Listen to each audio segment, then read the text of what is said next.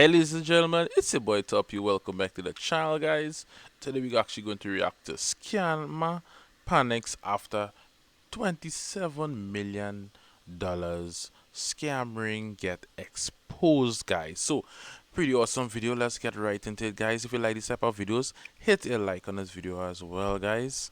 Let's get right into it, guys. Imagine the panic you have as a scammer when you realize a simple YouTube video took down your entire network, because what started as a YouTube scammer prank somehow turned into a federal case involving $27 million, cryptocurrency laundering, and thousands of elderly victims. So a man showed up to what he thought was an elderly victim's house, expecting to collect hundreds of thousands of dollars in cash, but instead, he walked into a fake funeral being staged by YouTubers. They're coming to this house thinking they're about to steal hundreds of thousands of dollars from a sick old man. But little do they know, it's all a trap to prank them and expose them for the entire world to watch. I mean, this is just a chef's kiss. I know, I'm critical about pranks and IRL streamers and so on here on this channel a lot, but you can absolutely do them tastefully. And today's video is absolutely an example of that. Because in this case, there was a casket in the middle of the room, random piles of cash everywhere, and a guy dressed like a nun trying to convince him to pray over, a dead body before taking the money. I mean, come on. At one point, the alleged cash mule looked so confused that it genuinely seemed like he thought he had walked into a haunted house by accident. Look, listen, there is some accident happened this morning. Come here, look, he's here. Bingham? Hi. Yeah, come on in. So this is the guy Raymond, and unfortunately, like, I'm so sorry for your loss. This is the guy, he died this morning, and I invited Nan. This is Nan. Hey, we got this service. This is Nan Konorovich. Look, so this guy is dead, and he don't want to go to the heaven without owing people $350,000. So he told me to give all the money, all assistance, all money belongs to you. Okay? And somehow this bizarre YouTube stunt would later become connected to a real federal fraud case involving... Yeah, but still not crazy, even if you're about doing fraud and stuff like that, and you walk into a scenario like that, something gotta tick you off like, bro, something is actually wrong. If you're going into something like that and did not actually recognize that something is wrong with you. Most definitely, scamming is wrong, guys, but still. More than 2,000 elderly victims and over $27 million allegedly stolen across the United States. And the man who's at the center of this case is Jiangdong Chen, also known as Little Tiger, a 42-year-old Chinese national who recently pleaded guilty in a federal court to participate in a massive fraud and money laundering conspiracy. The whole operation... So she about her life. Normally once it's about her life, you don't really leave that life or get out of that life. So is what basically going on with him. Ran between 2021 and 2023 and targeted elderly victims across the country, with most of them being in their 70s, 80s, and even older. And the scams allegedly involved fake tech support calls, bank impersonation schemes, and government impersonation scams. And finally, refund frauds. So I guess victims would get pop-ups, emails, or random calls telling them there was a problem with their computer or an unauthorized charge was on their account. But he actually doing everything, because normally that's what the Indians is actually doing in India. They just actually do the scam calling, like serious. Nigeria as well, right? Even though them Nigeria, Kenya, yeah. So the Africans are actually pretty awesome at that, and the Indians are pretty awesome with that. But to see a Chinese actually doing it, that's actually pretty crazy though. Then they would be directed to call numbers connected to the scam call centers based in India.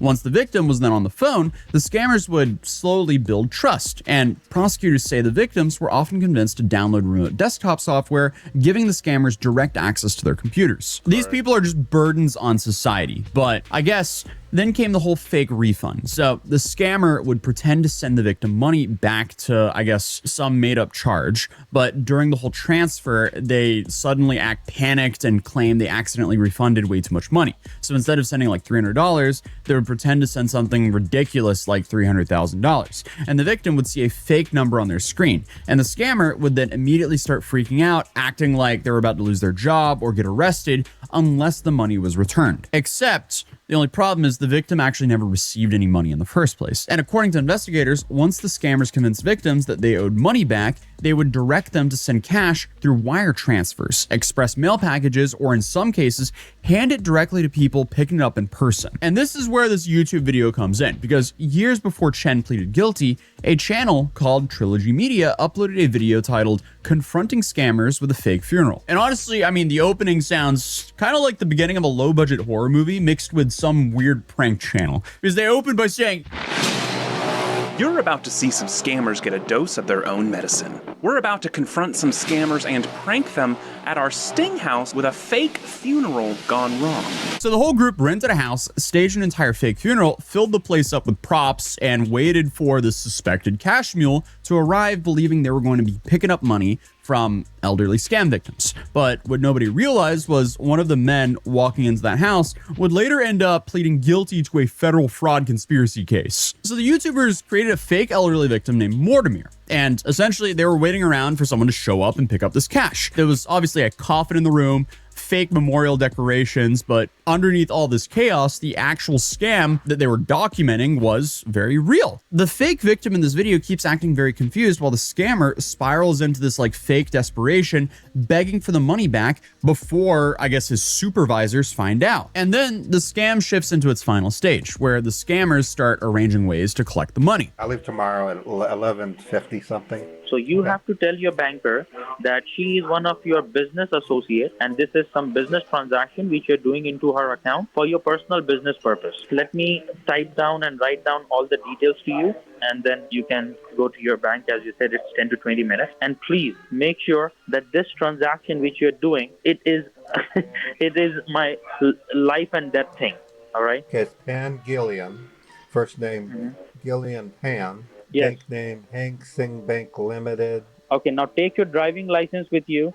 Be confident. When you reach your parking lot of your bank, say hello to me. I will be holding the line with you. Okay, I'm pulling into the bank right now. Do not talk to me inside the bank. Simply put me in your pocket. When you are outside the bank, talk to me and make sure they will give you the receipt. At first, they were trying to push wire transfers to Hong Kong accounts, but when that fails, they began coordinated physical cash pickups instead.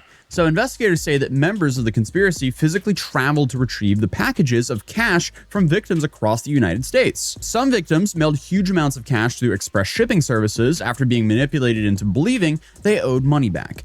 Others, though, reportedly handed the money directly to pickup crews. And prosecutors say that Chen admitted that he used fake IDs and fraudulent driver's licenses to match fake names in order to retrieve those packages. Which honestly just makes the whole YouTube confrontation way more surreal in hindsight, because one of the people allegedly showing up to collect the money was now standing inside a fake funeral while YouTubers in costumes tried to, I guess, psychologically confuse him into admitting what he was doing. Like at one point, the cash mule walks into the room and is immediately told the elderly victim has died that morning. And then things somehow get even stranger, because the YouTubers then start asking him to pray over the body before collecting the money. And one guy grabs his hand while dressed as a nun and starts delivering what might be one of the more unhinged funeral speeches I've ever heard.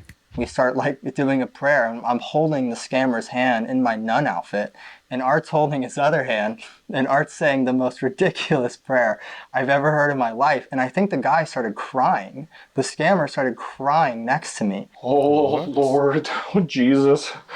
I'm so sorry that it's happened. It was such a great soul. Raymond, it was a very, very good guy. Meanwhile, the cash mule just stands there looking emotionally exhausted. But I mean, as weird as this fake funeral stuff was, the part that honestly stuck with me was mostly how normal some of these conversations sounded, because the scammers weren't screaming or acting cartoonishly evil. Most of the time, they sounded patient, calm, and weirdly polite, which is probably why these scams work so well on elderly victims in the first place. Because I mean, at one point in the video, one of the scammers spends nearly 20 minutes trying to keep the fake victim awake while waiting for a pickup crew to actually arrive. Yeah, I hope you're not sleeping. It's Peter. Yeah, I was dozing, but I'm here.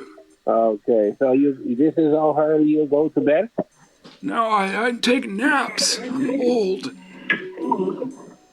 Okay, good. Yeah, you could take it now, so when the guys get there, you will be up. because they are definitely on their way, okay? And honestly, I mean, the conversation slowly becomes one of the strangest things I've heard in a while, because the scammer starts asking the fake elderly victim personal questions about his life, his family, and his health, while trying to convince him to hand over tens of thousands of dollars in cash. Hello. But then somehow the call turns into this like weird story time. So the fake victim says he's tired and is struggling to stay awake. So the scammer literally begins reading him fairy tales over the phone to keep him alert until the cash pickup arrives. I'm not joking. What is going on here? The alleged scammer is sitting here reading The Wolf of Seven Young Kids like it's bedtime at a daycare center or something like that. And again, this is all while he's trying to coordinate someone to go pick up tens of thousands of dollars of cash to scam this fake victim. Then the wolf went away to a shopkeeper and bought himself a great lump of chalk. So you know the wolf is trying to disguise himself, right? Yeah, it's my favorite part. Then he put his paw in through the window. Peter, I gotta go. Yeah. I gotta defecate. Okay. I'm gonna go to the bathroom. Thank you for this outstanding reading. I mean, this just sounds like an Adult Swim skit at this point. Like, dude, why wouldn't you put this energy into making money the legitimate way? How about not putting this much dedication into scamming innocent victims? But hey, underneath the craziness, you can also see the manipulation tactics happening in real time. The scammer repeatedly tells the victim not to trust family members, not to tell nurses or neighbors what's happening, and definitely do not involve the bank. Well, if you hear anything like that, run. Fun fact, that's also how cults operate, because, like, you know, the moment someone starts isolating you from the people around you, something bad is happening. You don't want to be around them. Because according to the DOJ, investigators identified more than 2,000 victims nationwide who collectively lost over $27 million between 2021 and 2023. $27 million. That is crazy money. Like, that's the part. Because at the end of the day, a lot of people, what they does do is get caught up in these scams where they would text them, they would call them, and they would actually give their information. You would not believe as much information there is online. A lot of people just actually give out their information pretty easy to when people call them and tell them that, hey, you have to change your password on your Gmail, or you need to update this site or that site. A lot of people does it, especially the older heads who don't know much about technology and stuff like that. Part where the story stops feeling like a goofy YouTube video and you realize, oh wow, these guys thankfully expose the scum of the earth. Because unfortunately, for every bizarre cash pickup that's caught on camera, there's probably hundreds or even thousands of them happening in real time that we don't know about. And the whole operation itself sounded incredibly organized. Federal prosecutors say that the conspiracy used fake identities, coordinated package pickups, cryptocurrency laundering, and interstate travel. And of course, overseas call centers connected to India. So, absolute scumbags. And I said it before, India. thankfully, some of them are being held accountable now. But this allegedly functioned like an actual business. Like, there were people making the calls, people, I guess, manipulating victims, people arranging the deliveries, and people physically retrieving the money. And of course, people then laundering the proceeds through cryptocurrency later on. And 20 years ago, this probably would have stayed hidden for a lot longer until these meddling kids showed up with a YouTube video. Because thankfully, in this age and time, people hate scammers. And now you have people who have entire careers around exposing scammers. Thankfully. So obviously you have scam baiters, live streamers, hidden cameras, viral clips, and just people, you know, milking scammers for all the content possible. And the scammers absolutely deserve it. Because if you make a living off of destroying innocent people's lives, you absolutely deserve to be blasted on the internet. And in this case, Jiangdong Chen later admitted in federal court that he participated in this conspiracy. Which language do you speak? Mandarin? What Chinese? Mandarin? Chinese. Okay, but is it Mandarin? I don't know. There's many different languages in China. Mandarin? Mandarin? Yeah, no, I understand English. Come on, Penguin, you don't have to like play these games. No, it's all friends. We all friends. It's okay, Penguin. Don't scare about him. He's a good guy. He's a good guy. You're the only one bad guy. Penguin, you bad guy. But it's okay. We'll fix you. This is illegal.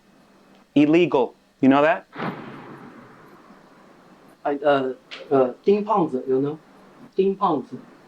oh my God, your English is just downgrading right now. Like your English, Sorry, I your don't know. English is just going Don't down. know, say. You talk to me so beautifully English. Penguin. Slow? Okay, yeah. slow. Good guys, bad guy. At first, in the YouTube video, the guy speaks English normally. He answers questions, follows instructions, and confirms that he's there for the package. But once the confrontation starts getting a little bit more serious and cameras are in the face, his English suddenly becomes not good. Yeah, I mean, Yeah, but at the end of the day, what would happen is that the dog had to be smart. The dog don't want to know that he could actually talk English good, even though he was talking before. Obviously, he done catch on already. honestly, it's just like awkward to watch because you can tell nobody fully knows what to do at this point. The guy starts acting confused. The YouTubers try using translation apps, and someone keeps asking who his boss is. Like the whole thing feels like a fever dream. But obviously, then you remember these scammers allegedly stole more than $27 million from mostly elderly victims, and suddenly the whole goofy funeral setup, that's very deserved. It stops feeling as funny because you're like, oh wow, these people suck. I hope they get thrown in prison. Because honestly, some of the calls in this video are very hard to listen to because you can hear the scammers are specifically targeting loneliness, confusion, fear, and trust. And they keep elderly victims on the phone for hours. And unfortunately, a lot of these elderly victims don't even come forward because admitting what happened feels humiliating. And the scammers, they know that. They rely on shame almost as much as they rely on technology. And in August of 2024, authorities conducted what prosecutors described as a nationwide takedown tied to the latest investigation, which led to Chen's arrest in the Los Angeles area. And he's since pleaded guilty to 2 conspiracy charges connected to the operation. And the first charge here is conspiracy to commit mail and wire fraud, which prosecutors say carries a maximum sentence of up to 40 years in prison